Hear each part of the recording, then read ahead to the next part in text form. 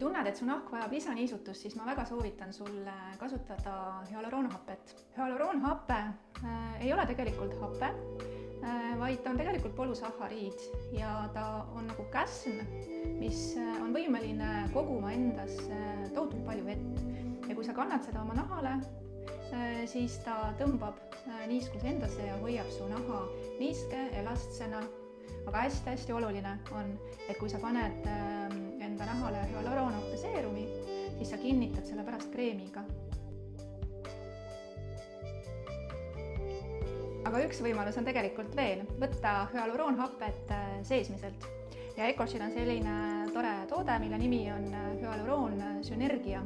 Hüaluroonhapet võtan ma 2 kapslit hommikul ja kindlasti suure klaasi veega, sest et piisav veekogus organismis aitab samamoodi sinu nahka niisutada.